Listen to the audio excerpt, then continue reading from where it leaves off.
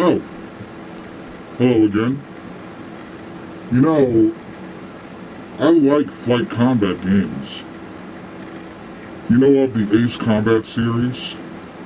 Namco is usually known for their great games, and this one is no exception. Their first game in the Ace Combat series is called Air Combat. Confused? Yeah, so am I.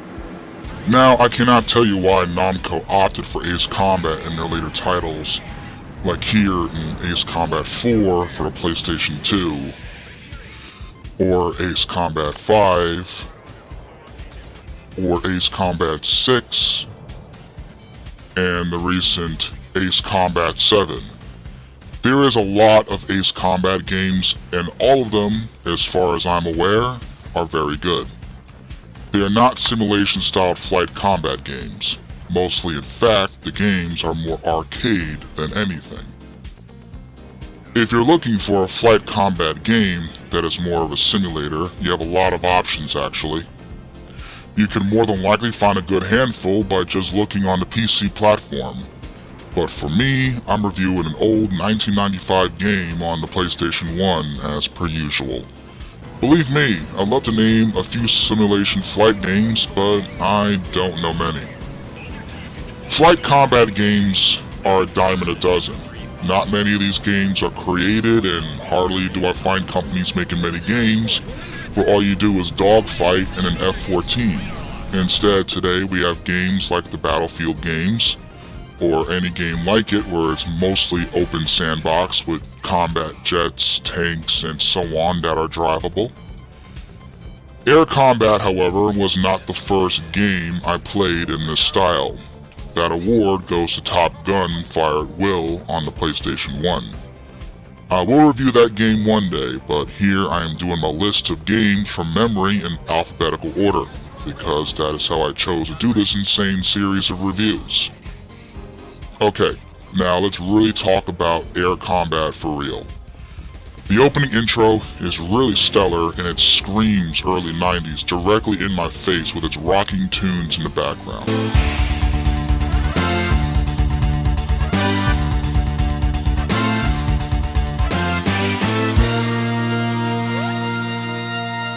And just for the record, I don't know how 90s you will get with this soundtrack.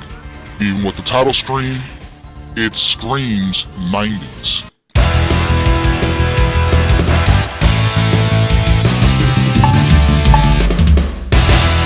Just wow. Can I get slapped harder with that 90s nostalgia? The options menu is quite basic. You can learn the controls here. If you were like me, you never read the instructions. Kinda makes sense now why, when you buy a game today, it comes with a single piece of paper with hardly anything on it. Now I realize that games of today lack instruction manuals because of me. Also, remember the days when you could sample the game's in-game music in a single menu?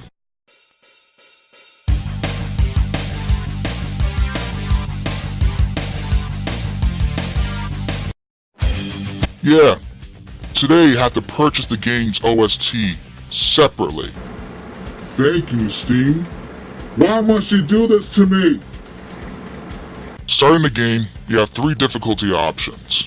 Easy, normal, and hard. Then you get some story with some cheesy 90s voice acting. This war and causing unacceptable civilian losses, we wish to employ your services. Possibly by someone in Japan who doesn't normally speak English. Then you get the overworld screen. Here, you can look at additional planes and purchase them or sell them. You also get a stats indicator letting you know if the combat jet sucks or not. Use a D-pad to choose a mission, enter it, and get more 90s cheesy voice acting. We should have localized air superiority for the duration of the operation. Target, C5A supply unit. Which talks faster than the dialogue delivered. Start the mission and BAM! We in game. Shooting down other fighter jets with rockets while listening to rocking 90s tunes with even more cheesy 90s voice acting. Take off! Bingo! Yahoo! You know, for the PS1, the graphics are not bad here whatsoever. It's old, for sure, but it's extremely solid. Also, if you ever plan on using the MiG-31, don't. This one simple dogfight mission was such a drag because this fighter jet can't simply move easily in the air. It is so slow. This mission took longer than it should have. Once I finally beat it, it was the last time I used this terrible jet and bought the F-15. The F-15 is such a good jet. It's mobile, it's fast, and it does what I need it to do. Even during a night combat mission, I have not played this game in years, and I cannot help but say this. This is a good freaking game. I am enjoying this game a little too much. The controls are tight, the combat is stellar, and the missions are quite fun. I cannot simply stop. Even though I record in intervals, it's hard to stop. This pipe mission was a total pain, however. If you hold the square button, you can bring up a map screen, which helps you find the mission targets. This area is quite large, so I had to scale the pipes to find my mission targets I had to destroy, which was a total pain in the rear end. But once you get them all, then it's back to the map screen. One thing I have to criticize about air combat is that firing at other tangos is that your bullets are very weak and it's hard to make a connection. The targeting reticle on your plane is not clear where your bullets will land. I did manage to destroy about 2 fighter jets with using just bullets, but it's still very hard. Thankfully, before you even start a mission, you can pay for a support team, which you can give them orders as to what they do in the mission. Once you launch the mission, they'll be there to help, which helps out quite a lot, as long as you have the credits. Especially for this mission, where there is a lot of air support from the enemy as well as ground support. I received a lot of damage for this mission. I also found another issue with the bullets. They don't travel far, so you cannot knock a target out on approach unless you're extremely close. So you really do need to knock the targets out with missiles. Also, this mission where you have to traverse a narrow canyon. In later Ace Combat games, you'll play plenty of these missions, but in this game, please do not do this mission in third-person view. I did this and one pixel killed me instantly, causing my first ever death in my entire playthrough. You have to play this mission in first person. Matter of factly, it was difficult doing this in first person anyway. You have so little room to maneuver that it is sickening. Good thing they made these sort of missions more tolerable in later versions of Ace Combat. I also must add that air combat was originally an arcade game. The graphics are far more different in this version of the game. This information was given to me by a friend who was an Ace Combat fan, and I never knew Namco made an arcade game. To be completely honest, I never even heard of it, or even saw this in an arcade back when arcades were a thing. Now, I wish I have. Anyway, as the game progresses, it gets immeasurably fun.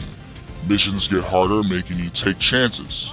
Fight in dogfights harder, and the speed of enemy planes increase, making it even more difficult to take them down. I enjoyed myself far too much playing these missions, and the new crossroads that unlock the further you progress, and the new jet fighters that unlock the further you play. I do have to say, however, the story sucks, as I never really followed it. I just get my orders, do the mission, and have fun. As for the 2-player mode, I have to show an example of the battle because I have no friends to play this game with. in the selection screen, you can choose your aircraft and then choose a disadvantage. Choosing no disadvantage just has you and your opponent face off face to face. Also note, the split screen is vertical, which makes sense as a horizontal split screen would not work here. Choosing a disadvantage for yourself or your opponent will just have you or your opponent tail face the opposite direction for an easy kill. Still be up for the disadvantaged opponent to outmaneuver in a very tough dogfight. That's pretty much multiplayer in a nutshell. Nothing spectacular at all. My verdict is air combat is still a solid, challenging, and fun experience. Great music, tight controls, many missions to complete, and all in all, a classic Namco game on the PS1. Solid stuff here, and a must-play for anyone who's ever played any of the Ace Combat games, hands down. And I am the video game Plague Doctor. And hopefully we'll meet again. Until next time, farewell.